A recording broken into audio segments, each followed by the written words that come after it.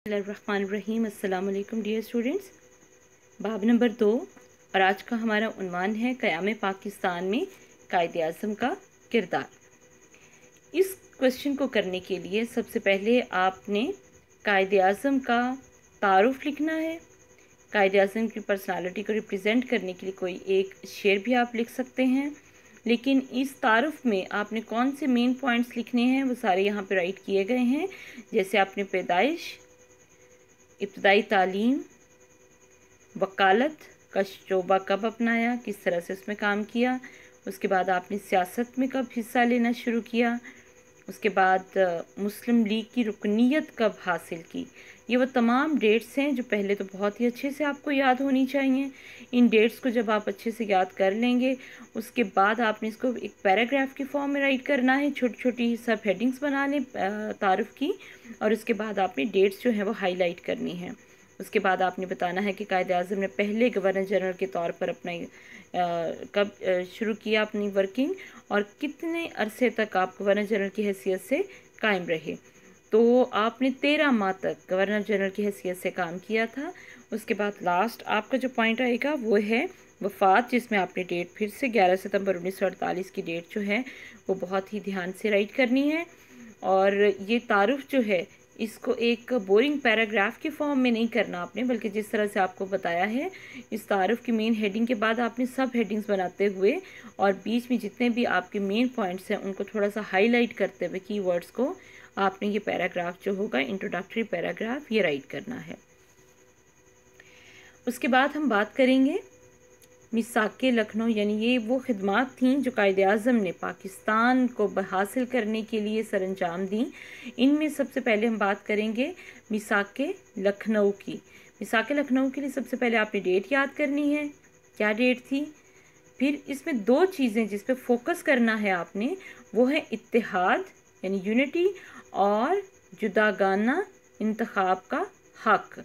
ये वो दो चीज़ें हैं जिनके बाइस आप कह सकते हैं कि आपका सवाल जो है वो इनकम्प्लीट होगा अगर आप ये दोनों राइट नहीं करेंगे बातें। इसमें आपने ये दोनों चीज़ें मेंशन करने की, एक तो कायदे आज़म ने मुसलमान और हिंदुओं का इत्तेहाद कायम कर दिया, और दूसरा हिंदुओं से जुदागाना तरीका इंतखाब, जो बहुत ही दीरीना मसला था मुसलमानों का, यानी सेपरेट इलेक्टोरेट का। ये सेपरेट इलेक्टोरेट का जो इशू था वो ये था कि इसमें माइनॉरिटीज़ को ये हक मिल जाता है कि वो अपने लीडर को खुद चुनें, अपने मेंबर्स को, अपने उम्मीदवारों को खुद चुन सकें। उसके बाद है दूसरे नंबर पर दस्तूरी इस्लाहात।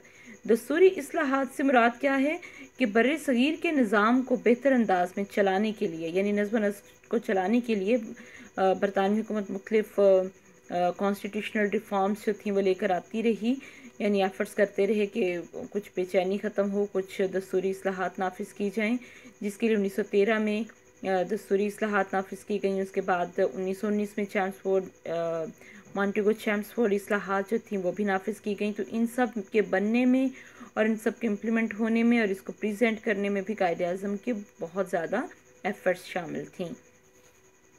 उसके बाद है रोल्ट एक्ट। रोल्ट एक्ट जैसा कि आपको नाम से जाहिर है ये सर सिडनी रोल्ट ने 1919 में पेश किया था। इस कानून की हैसियत क्या थी कि इसे काला कानून कहा गया। काला कानून इसलिए कहा गया कि इसमें बरतानवी हुकूमत को या जो मेन लीडिंग लोग थे बर्रे सगीर के अंदर, उनको तो बेशुमार उनको तो हकूक़ दिए गए, लेकिन जो आम अवाम थी, हिंदुस्तानी थे, उनके हकूक़ का किसी सूरत भी ख्याल नहीं रखा गया, जिसके बाद कायदे आज़म ने बरमला इजहार किया कि ये काला कानून है। यानी जो हुकूमत अमन के ज़माने में, यानी कौन सा के ज़माना था, ये मिसाके लखनऊ एक इत्तेहाद का दौर था, उसके बाद का ये चल रहा था दौर। तो ये जो आपने फरमाया कि जो कौम अमन के ज़माने में इस तरह के कानून पास करती है वो कौम मुहज़्ज़ब कौम नहीं हो सकती है। नेक्स्ट में देखिए चौथे नंबर पर सवाल है तजावीज़े दिल्ली। तजावीज़े दिल्ली कब पेश की गई? 1927 में। और इसका बैकग्राउंड ये है कि कांग्रेस की तरफ से एक तजवीज़ पेश की गई कि अगर कायदे आज़म और इनकी पार्टी अपने सेपरेट इलेक्टोरेट के हक से दस्तबरदार हो जाते हैं, यानी जुदागाना तरीका इंतखाब के हक से दस्तबरदार हो जाएं, ये हक छोड़ दें तो हम आपके बाकी मानदा इख्तियारात अंग्रेज़ हुकूमत से पूरे कराने की पूरी गारंटी देते हैं, पूरी कोशिश करेंगे। कायद-ए-आज़म ने मुस्लिम लीग से सलाह मशवरा किया। खैर मुस्लिम लीग ने इसके लिए टोटल अथॉरिटी जो थी वो कायद-ए-आज़म को सौंप दी कि आप डिसीजन कीजिए, आपको क्या बेहतर लगता है। ऐसे में कायद-ए-आज़म ने फरमाया कि अगर एक हक छोड़ने से हमें हमारे दूसरे बहुत से हकूक़ और मुतालबात मिलते हैं तो फिर हमें जुदागाना तरीका इंतखाब के हक से दस्तबरदार हो जाने में कोई मज़ायका नहीं। खैर आपने ऐसा ही किया, लेकिन कांग्रेस, गांधी और इन लोगों ने अपनी वही हठधर्मी पे ये लोग कायम रहे और तजावीज़ दिल्ली में बावजूद दस्तबरदारी के मुस्लिम लीग के हाथ कुछ ना आया, यानी मुस्लिम लीग जो थी वो इंतहाई मायूस हुई। तो अभी इस लेक्चर में यहाँ तक आपने इसको लर्न एंड राइट करना है। इंशाल्लाह नेक्स्ट लेक्चर में हम इसका रिमेनिंग पार्ट पढ़ेंगे।